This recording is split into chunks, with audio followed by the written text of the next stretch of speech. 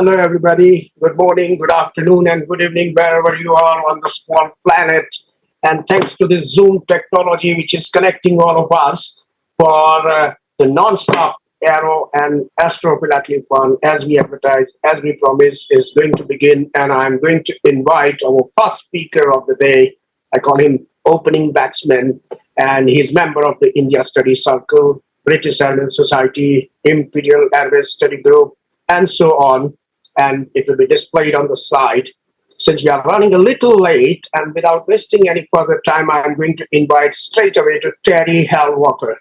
Terry, the floor is yours. Please come and start sharing your screen and present yourself.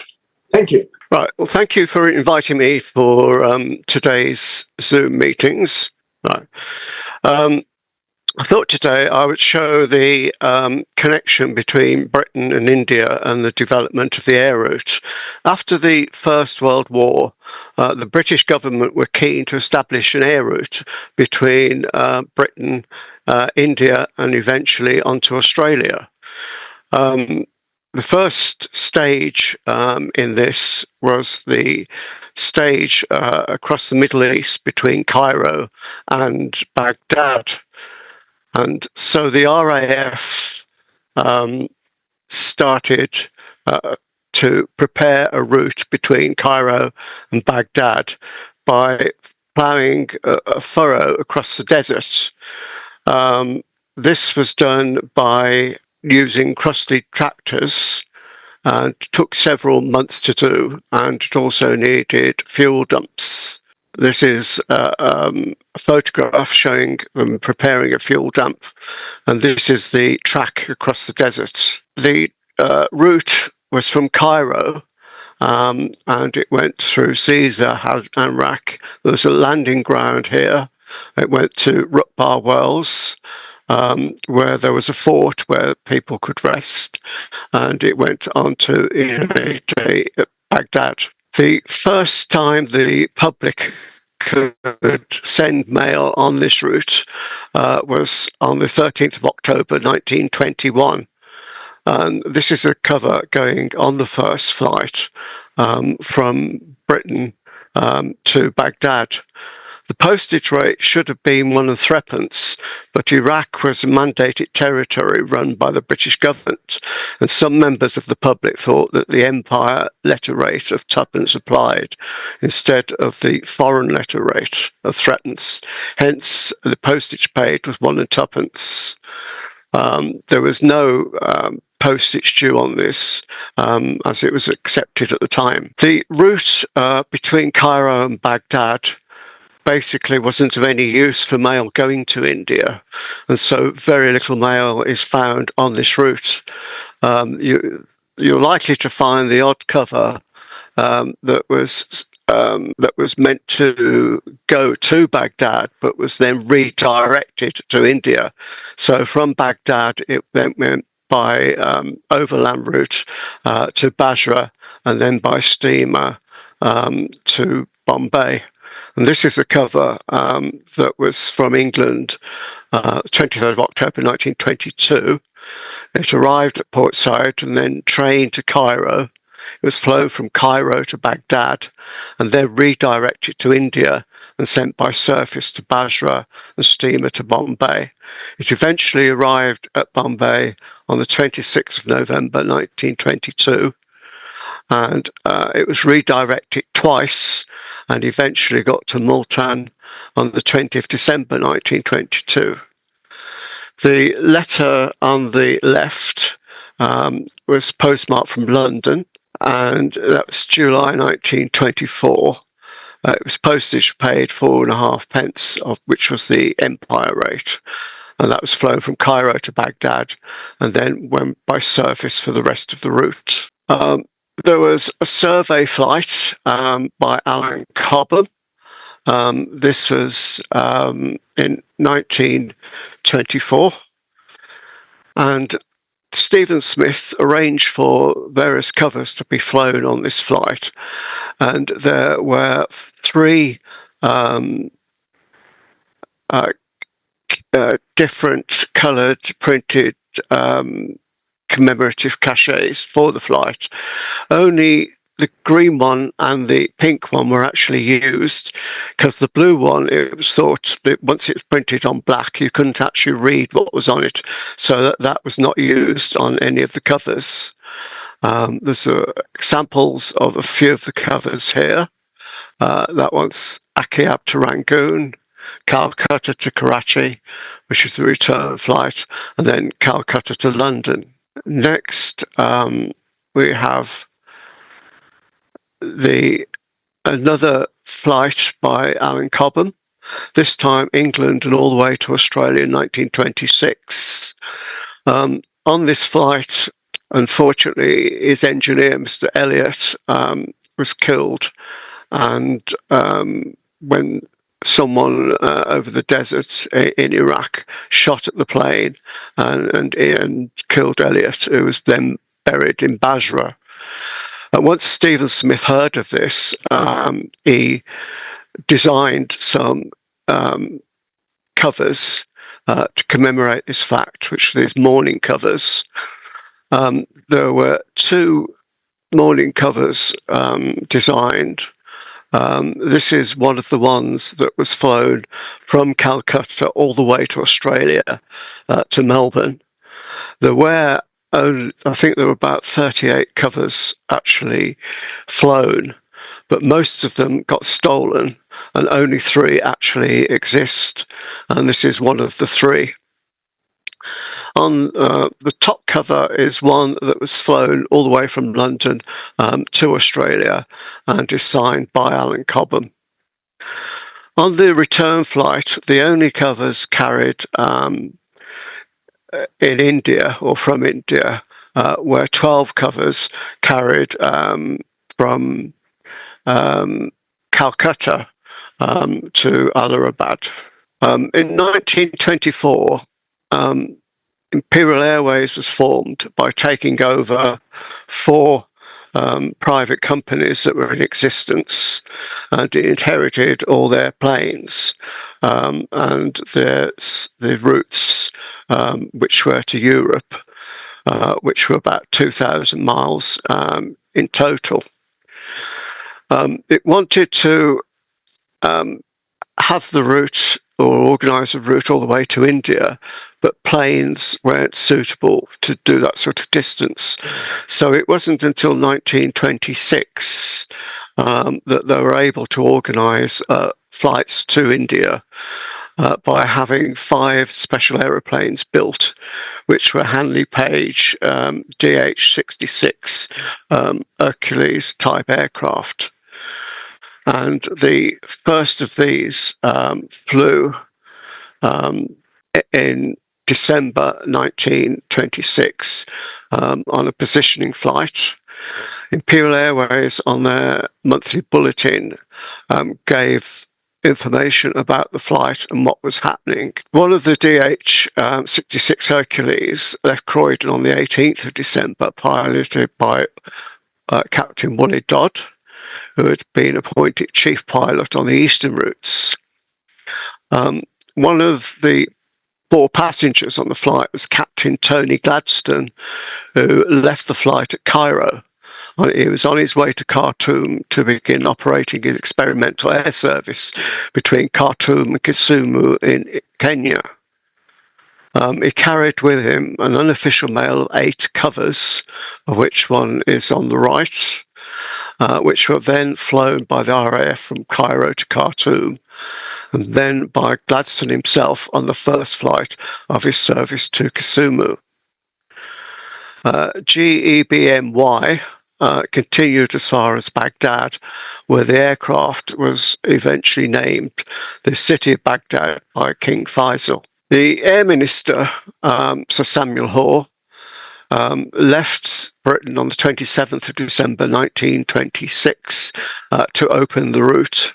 With him were his wife, Lady Maud Hoare, the Air Vice Marshal, Sir Geoffrey Salmond, and their staffs. And they left on the DH Hercules GEBMX, which was fitted with 3 Bristol Jupiter engines. The purpose of the flight was to inaugurate the Egypt-India air route, which extended the service from Cairo to Karachi. Some of the covers that were carried on this flight have a special cachet, which is London to Delhi first through flight by Imperial Airways, Cairo to Karachi, which was the commercial air service, January 1927. It is thought that these covers were used by Lady Mortor on the outward flight. The photograph on the right is the Hercules landing at Linga in Persia. It was escorted by 2 Victoria RAF planes. This particular photograph was given to me by someone at a local society when I gave a display, who told me that his father was in the RAF and was actually flew on one of the Victorias that was escorting the Hercules flight of the Air Minister. This is refueling the Hercules en route to India. From Britain, 15 covers were carried from Croydon to Delhi and posted on arrival at the Viceroy's camp on the 10th of January. A circular Air Ministry cachet of the 27th of December was applied in black. This is a cutting from the Times of India. There's nothing remarkable about the flight of the de Havilland Hercules to Delhi, but it was an epoch-making flight because it ushered in a new era, the era of inter-empire commercial flying. Its object was not to break records, but to demonstrate once more the safety of flying, and except for an exceptionally severe sandstorm, which drove the Hercules back to Jask, as well as driving many sea ships into port, the flight was uneventful. In 63 flying hours and 6,300 miles were covered. The above write-up was with the caption opposite in the Times of Delhi. This is a photograph that was published in the Times of India of the party when it arrived. The Hercules reached Karachi on the 6th of January 1927 and flew on to Delhi the following day. On the 10th of January, the Viceroy and Viceroyina Lady Irwin performed the naming ceremony of the Hercules, which was to be the city of Delhi. 27 letters were carried from Karachi to Delhi and posted on arrival at the Viceroy's camp on 10th of January. This is number 1 of the 27 letters. On the 1st of February 1927, the city of Delhi, with Sir Samuel Hoare and his party, left Delhi on the homeward trip. Karachi was reached on the evening after refueling at Jodhpur. 2 days later, at 9:30 a.m., the plane left Karachi for Cairo. The route was Karachi, Chaba, Jask, Linga, Bushehr, Basra, Baghdad, Rutba, Caesar, and Cairo, where Heliopsis Aerodrome was reached on the 8th of February 1927. As the city of Delhi was to be used for the Cairo-Basra air service, Sir Samuel's party continued their journey by boat and train to Paris. They returned by boat train to Victoria, arriving back in London on the 17th of February. On the return flight, 48 letters were carried by Sir Samuel Hoare. Some covers were not postmarked and others were posted on arrival in London. A label and a cachet was applied to the covers. The postmaster at Karachi, Mr. Arana, dispatched 12 letters to be flown with Sir Samuel and Lady Hoare on the city of Delhi. He stated, "I could not possibly accept more, as nothing was certain until the last moment whether they would be accepted or dispatched or not." This is the letter that was enclosed in the cover. The start of the service was in January 1927.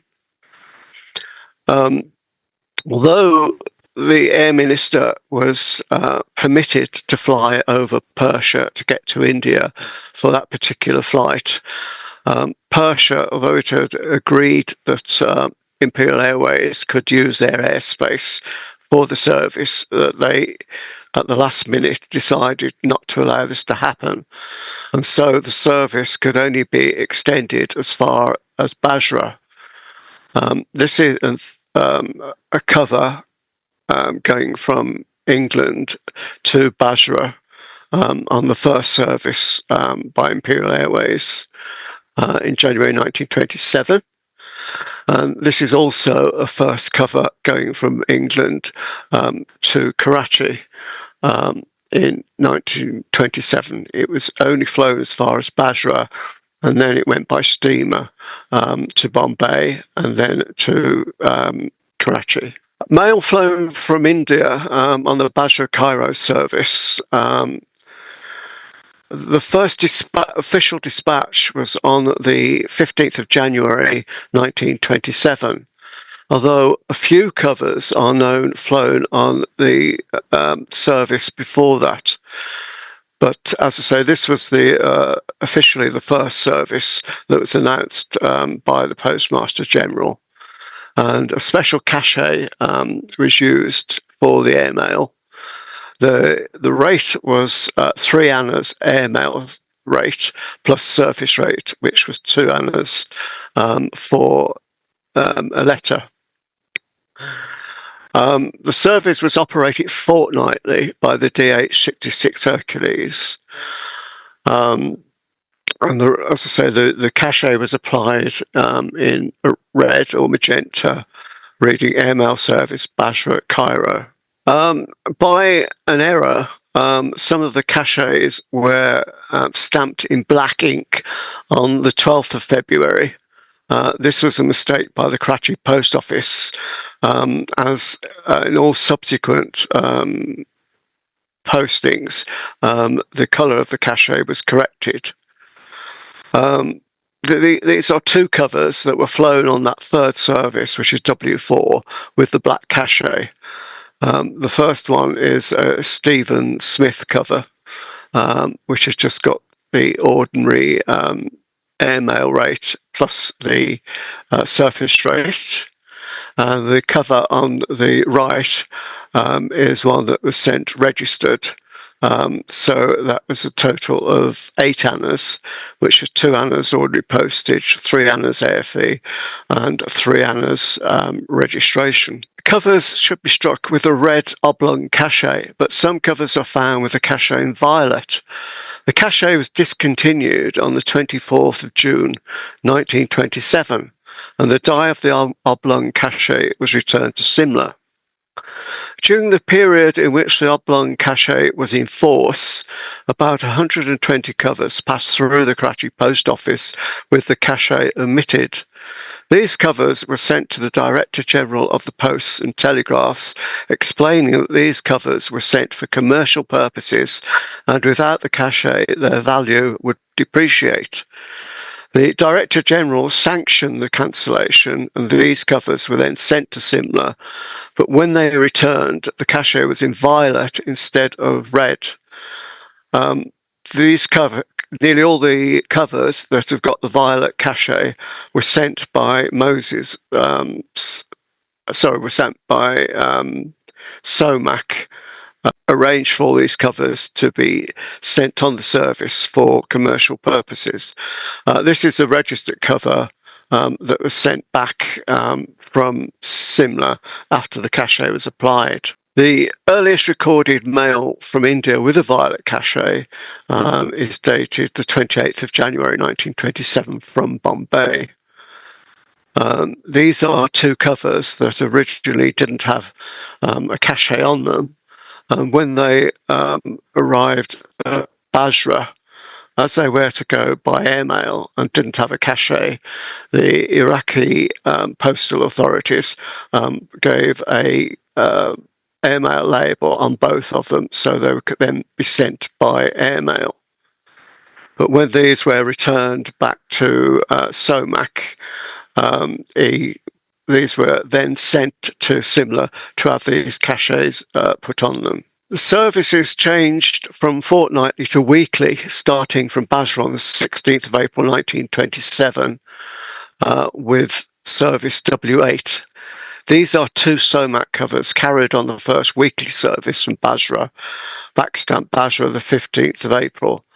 One cover at the top was sent at printed matter rate at 3.5 annas, and the other one was sent at normal rate of 5 annas. The Baruch SOMAC initiated covers to be sent on nearly every flight of this service from Basra to Cairo and then on to England.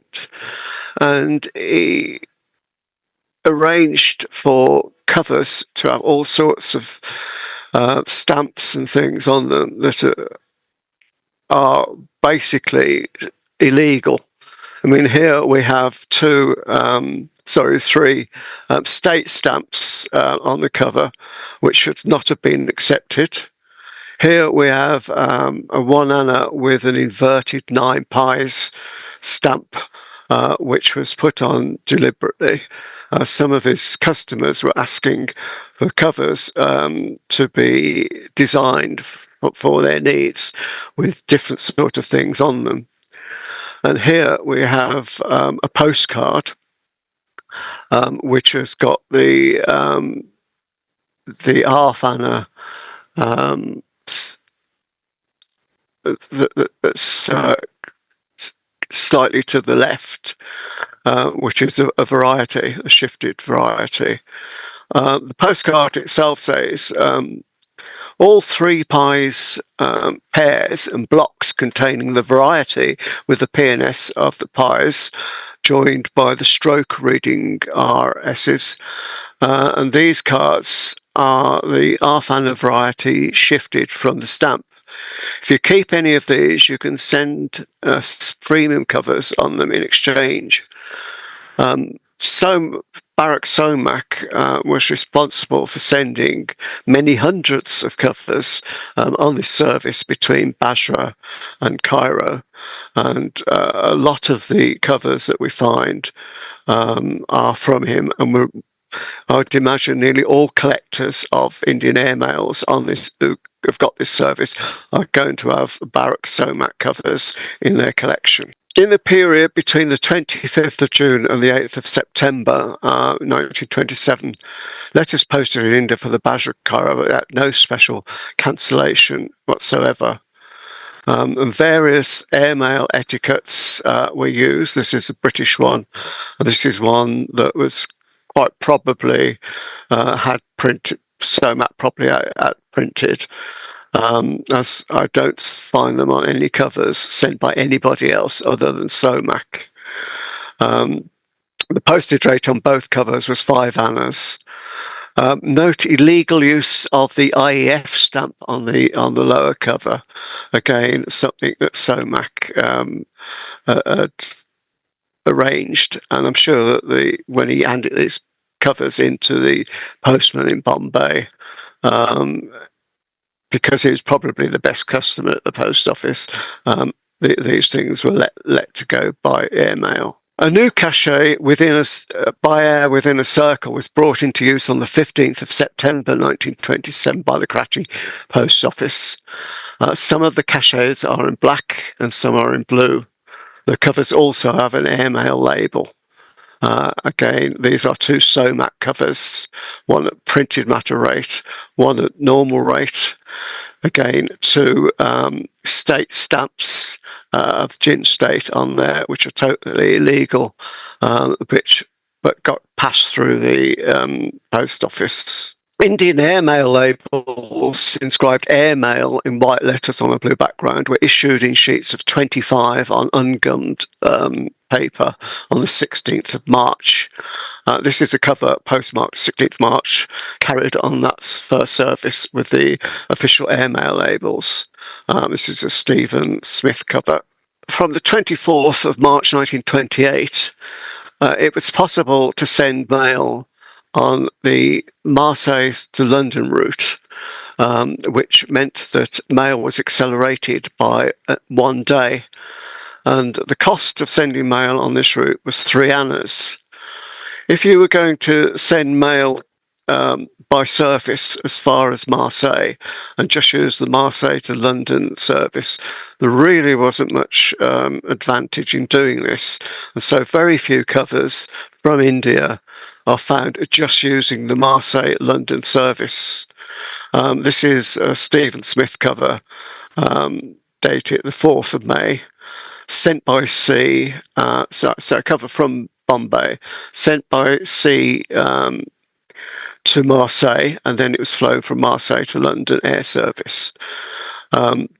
So people sending mail in India could send mail by just Basra to Cairo and then by sea, or they could send it by sea to Marseille and then Marseille to London, or they could use the combined service of Basra to Cairo and Marseille London.